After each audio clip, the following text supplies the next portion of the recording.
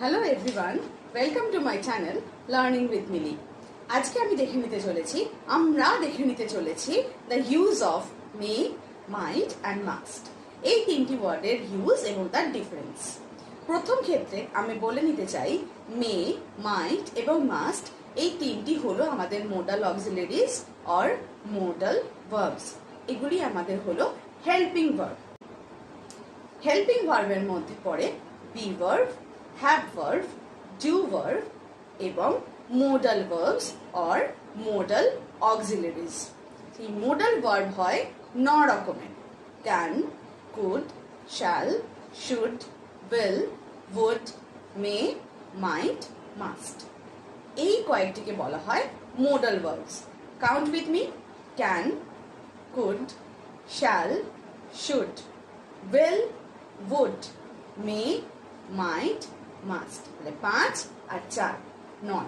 এই 9টি হলো আমাদের modal verbs or modal auxiliaries. তাহলে কি শিখলাম?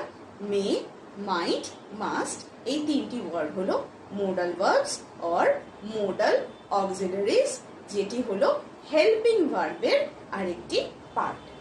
এটুকু আমরা শিখে গেলাম। এবার আমরা শিখব মে মানে কি, মাইট মানে কি, মাস্ট মানে কি এবং কোন ক্ষেত্রে আমাদের এই তিনটে ওয়ার্ড ইউজ করতে হবে এবং কিভাবে সেটাকে আমরা সেন্টেন্সের মাধ্যমে একটি রূপ দিতে পারবো। প্রথম কথা জেনে রাখো, মে হলো কোনো সম্ভাবনা বোঝায়।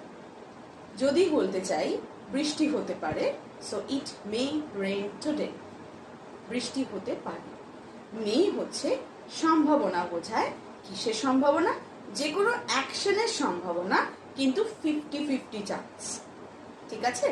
মে হলো কোনো একটি কাজ বা কোনো একটি অ্যাকশন যেটি ঘটতে চলেছে তার সম্ভাবনা বোঝাচ্ছে এবং যেটি হচ্ছে বর্তমানকালে, সেক্ষেত্রে আমরা ইউজ করে থাকি মে ওয়ার্ডটি। আজকে বৃষ্টি হতে পারে, বাবা আমাকে রিসিভ করতে আসতে পারে। সো আমি সেভাবে সেন্টেন্সটাকে কিভাবে আমি কালেক্ট করতে পারবো বা কিভাবে লিখতে পারবো? Father may come to receive me। আর কি বলতে পারি? It may rain today। আর কি বলতে পারি? They may visit them or they may visit their grandmother or grandfather। তাহলে এই তিনটে সেন্টেন্সের মাধ্যমে তোমরা বুঝতে পারছো আমরা প্রথমে সাবজেক্টটিকে ইউজ করব, তারপরে আমি দেব মে ভার্বটি, তারপরে আমাকে দিতে হবে একটি মেন ভার্ব। যে ঘটনাটি ঘটবে, আমি যাব, আমি যেতে পারি, তো যাওয়া হচ্ছে আমার main verb, so I may go there. আবার তারা আসতে পারে, সো দে মে কাম। আসা ইংলিশ হচ্ছে কাম মানে হচ্ছে আসা। তাহলে আমি যখন সেটিকে মে দিয়ে বোঝাতে চাইছি, প্রথমে আমাকে দিতে হবে সাবজেক্ট, তারপরে দিতে হবে মে ওয়ার্ডটি, তারপরে দিতে হবে আমাকে মেন ভার্ব। তাহলে they may come, I may go, father may come to receive me, father may come, they may visit. প্রত্যেকটি ক্ষেত্রে সাবজেক্ট, তারপর মে ওয়ার্ডটি, তারপর হলো যে মেন অ্যাকশন ওয়ার্ডটা বা মেন ভার্বটা তুমি দিতে চাইছো সেটি। তাহলে মে হলো বর্তমান কালের কোনো সম্ভাবনা বোঝাচ্ছে। Father may come to receive me, হয়তো বাবা আমাকে আনতে আসতে পারে। সেক্ষেত্রে আমি সেই অ্যাকশনটি সম্পর্কে শিওর নই, আমার একটা সম্ভাবনা, আমি একটা গেসিং করছি যে বাবা আসতে পারে, আজকে বৃষ্টি হতে পারে, আমরা আজকে যেতে পারি, তারা আজকে ভিজিট করতে পারে, যেতে পারে, হতে পারে। সম্ভাবনা বা পসিবিলিটি বোঝানোর ক্ষেত্রে বর্তমানকাল বা প্রেজেন্ট টেন্সের পসিবিলিটি বোঝানোর ক্ষেত্রে আমরা ইউজ করে থাকি মে ওয়ার্ডটি। সেকেন্ড ওয়ার্ডটি হলো মাইট। মাইট আমরা ইউজ করে থাকি জেনারেলি সম্ভাবনা বোঝানোর জন্যই, কিন্তু অতীতকালে। তাহলে আমি বলতে পারি father might come to receive me yesterday, কালকে আনতে আসার সম্ভাবনা ছিল। আবার এটাও বলতে পারি it might rain that day, সেদিন বৃষ্টি হওয়ার সম্ভাবনা ছিল। আমি লিখি, তাহলে তোমরা বুঝতে পারবে। তাহলে আমি বলতে পারি father might come to receive me yesterday. সেকেন্ডটার ক্ষেত্রে আমরা বলতে পারি it might rain that day. থার্ডটার ক্ষেত্রে বলতে পারি they might visit them. তাহলে মে আমরা ইউজ করে থাকি বর্তমান কালের জন্য, মাইট আমরা ইউজ করে থাকি অতীতকালের জন্য। দুটোরই ক্ষেত্রে আমরা সম্ভাবনা বোঝাই, যেটা সম্পর্কে আমরা শিওর না। ঠিক আছে? So father may come to receive me, father might come to receive me. It may rain today, it may rain that day, it might rain that day. They may visit them, they might visit them. একটি হলো বর্তমানকালের সম্ভাবনা, একটি হলো অতীতকালের সম্ভাবনা। তাহলে প্রশ্ন থাকতে পারে মাস্ট ওয়ার্ডটি আমরা কখন ইউজ করে থাকি? মাস্ট ওয়ার্ডটি আমরা তখনই ইউজ করে থাকি যে ক্ষেত্রে আমরা সেই অ্যাকশনটা সম্পর্কে শিওর।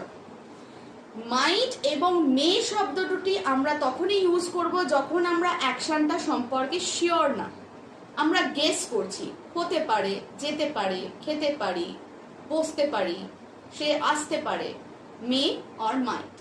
কিন্তু মাস্ট মানে হচ্ছে you are sure about that action. It must rain today মানে তুমি শিওর যে আজকে বৃষ্টি হবে। Father must come to receive me মানে তুমি জানো, তোমাকে বাবা অলরেডি ইনফর্ম করে দিয়েছে যে আই এম কামিং, আমি আসছি তোমাকে রিসিভ করতে। That means you are sure about that action, যে এই ঘটনাটি ঘটবেই।